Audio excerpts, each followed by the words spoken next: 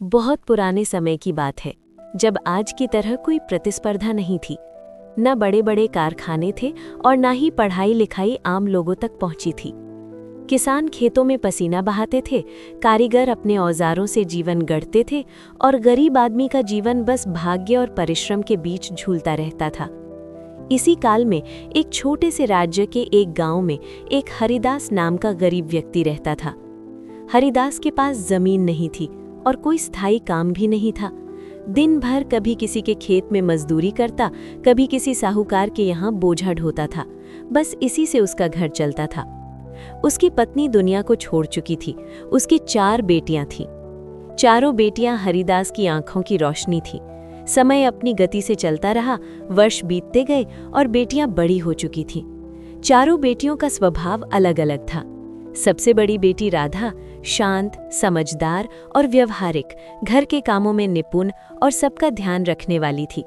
दूसरी बेटी कमला चतुर और बोलने में निपुण थी, दुनिया को समझती थी और हालात के अनुसार ढल जाना जानती थी। तीसरी बेटी सरस्वती धार्मिक प्रवृत्ति की, पूजा पाठ में विश्वास रखने वाली और हर बात को ईश्वर की इच्छा मानने वाली थी। चौथी, सबसे छोटी चंपा, सीधी साधी, गहरी सोच रखने वाली थी। एक दिन हरिदास अपनी झोपड़ी के बाहर बैठा था। सूरज ढल रहा था और उसको चिंता होने लगी। उसने मन ही मन सोचा, बेटियां अब बड़ी हो गई हैं, समाज सवाल करेगा, बिना विवाह के तो इनका जीना मुश्किल हो जाएगा। पर मैं इनको शादी में क्या दूं? मेरे पास तो खुद के लिए कुछ नहीं है। उस रात हरिदास को नींद नहीं आई। अगली सुबह उसने चारों बेटियों को अपने पास बिठाया। हरिदास ने भारी स्वर में कहा, तुम सब समझदार हो चुकी हो। मैं तुम्हारी शादी के बारे में सोच रहा हूं, पर सच कहूं तो मेरे पास तुम्हें देने के लिए कुछ भी नहीं है। राधा बोली, बाबा आप चिंता मत कीजिए, जो होगा अच्छा ही होगा। आपने हमें पाला, यही बहुत है।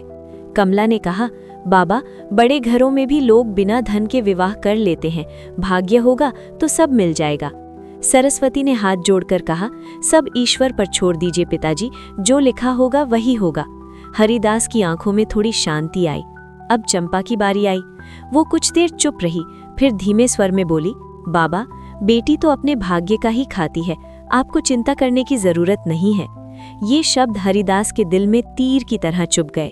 वो गुस्से में बोला, भाग्य का खाती है तो ये रोटियां कौन कमा कर लाया?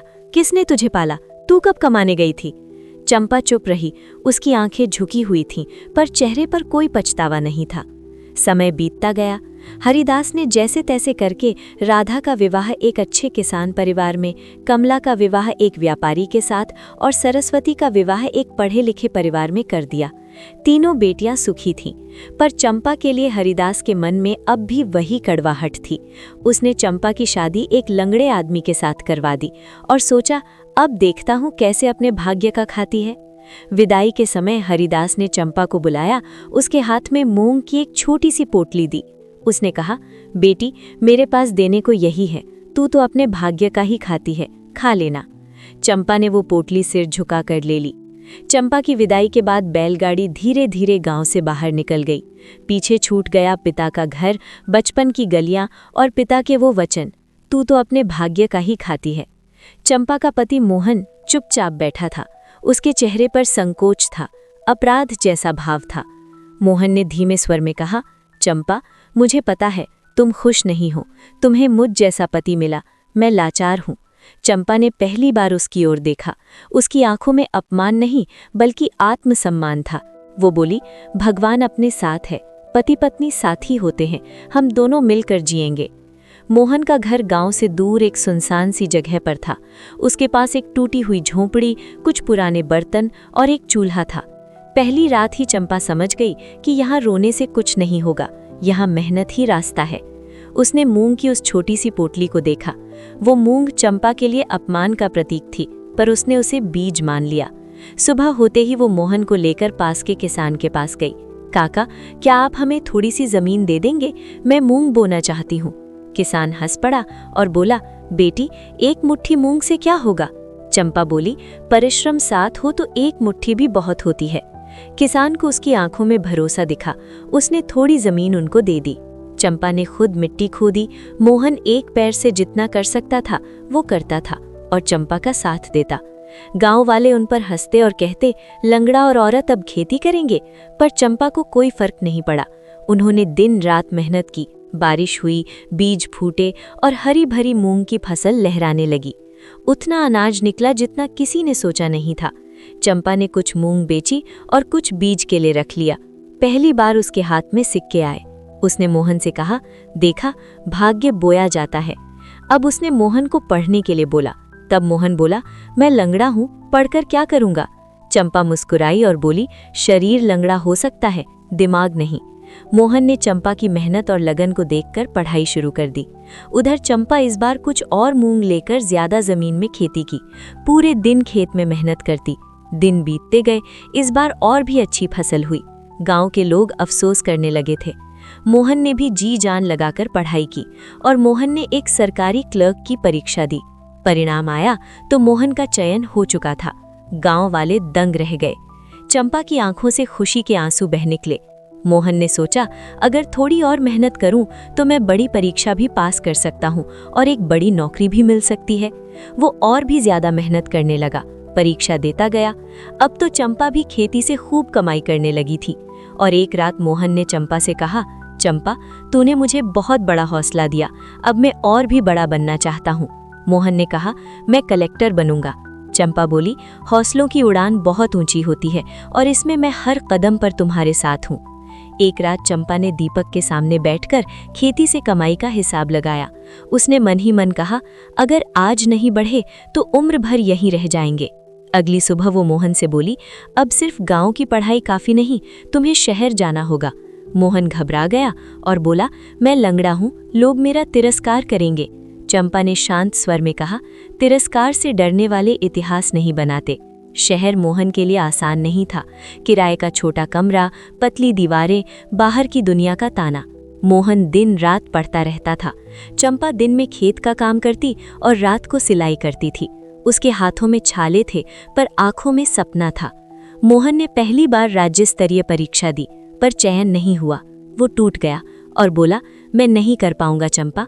उस रात चंपा ने पहली बार ऊंची आवाज में कहा, भाग्य पर मत डालो मोहन, भाग्य बहाना होता है हार मानने वालों का, और मैं तुम्हें हारने नहीं दूंगी। उसने वही मूंग की पोटली निकाली जो अब भी संभाल कर रखी थी। याद है तुम्हें, यहीं से सब शुरू हुआ था। मोहन रो पड़ा। उसने चंपा को गले लगा लिया। अगले 2 साल और कठिन थे। मोहन ने कानून, प्रशासन, संविधान सब कुछ पढ़ा। उसका लंगड़ापन अब उसकी कमजोरी नहीं, उसकी पहचान बन गया। लोग कहने लगे, वो लंगड़ा है पर दिमाग तेज है। उधर हरिदास, तीनों बेटियां सुखी थीं, पर चंपा की याद उसे हर रात सताती थी। एक दिन उसे खबर मिली, चौथी बेटी शहर में है, उसका पति बड़ी परीक्षा दे रहा है। तीसरी बार मोहन ने परीक्षा दी। इस बार परिणाम कुछ ऐसा आया कि पूरा शहर देखता रह गया। एक लंगड़ा युवक राज्य सेवा में चुन लिया गया। चंपा मंदिर गई, उसने सिर झुकाया, भगवान का धन्यवाद किया। मोहन की पोस्टिंग हुई। जहां भी गया, ईमानदारी, न्याय, संवेदना से काम किया। उसका नाम फैलने लगा। 3 साल बाद वो दिन आया जब आदेश निकला, मोहन को जिला कलेक्टर नियुक्त किया जाता है। जिस जिले में मोहन कलेक्टर बना, उसी इलाके में हरिदास का गांव था। एक दिन हरिदास को कलेक्टर के ऑफिस बुलाया गया। वो कांपते हाथों से अंदर गया। सामने कुर्सी पर बैठा था मोहन और बगल में चंपा। हरिदास की आंखें भर आईं। हरिदास कांपते स्वर में बोला, बेटी, मैंने तेरा अपमान किया, मुझे माफ कर दे। चंपा आगे बढ़ी। उसने वही मूंग की पोटली उसके हाथ में रख दी और बोली, बाबा, मैंने जो कहा था वो गलत नहीं था। बेटी सच में अपने भाग्य का ही खाती है। कुछ बेटियां अपना भाग्य खुद उगाती हैं और पूरी दुनिया को खिलाती हैं। हरिदास रो पड़ा। जब मोहन ने कलेक्टर का पद संभाला तो उसने सबसे पहले यही आदेश दिया कि दफ्तर के दरवाजे आम आदमी के लिए हमेशा खुले रहेंगे। लोग हैरान थे। उन्होंने ऐसा कलेक्टर पहले नहीं देखा था, जो लंगड़ाकर चलता था पर फैसले सीधे और मजबूत करता था। हरिदास अब गांव में अकेला रहता था। तीनों बेटियां अपने अपने घरों में थीं, पर अब लोग उसे कहते, आप तो कलेक्टर साहब के ससुर हैं। हरिदास का सिर झुक जाता। अब लोग कहने लगे कि लड़की बोझ नहीं होती, अगर बेटी को मौका दिया जाए तो वो वंश बदल देती है। गांव में लड़कियों की पढ़ाई शुरू हुई। कलेक्टर बंगले में एक छोटी सी लकड़ी की पेटी थी, उसमें वही मूंग की पोटली रखी हुई थी। मोहन ने एक दिन पूछा, तुम इसे अब भी क्यों संभाल कर रखती हो? चंपा बोली, ये बीज नहीं, ये विश्वास है। एक शाम हरिदास बहुत बीमार हो गया। चंपा वहां पहुंची। हरिदास ने कांपते हाथों से उसका हाथ पकड़ा। बेटी, मैंने तेरा भाग्य नहीं देखा, तेरी मेहनत नहीं पहचानी। चंपा ने उसकी आंखों में देखा। बाबा, आपने मुझे कष्ट दिया, पर उसी ने मुझे बनाया है। हरिदास की आंखों से आंसू बहते रहे। उसने एक सुकून के साथ अंतिम सांस ली। ये कहानी कहती है कि भाग्य कोई थाली में नहीं मिलता, अपमान भी अवसर बन सकता है। स्त्री सिर्फ सहन नहीं करती, निर्माण करती है। बेटियां अपने भाग्य का खाती हैं, पर कुछ बेटियां अपना भाग्य खुद उगाती हैं और पूरी दुनिया को खिलाती हैं।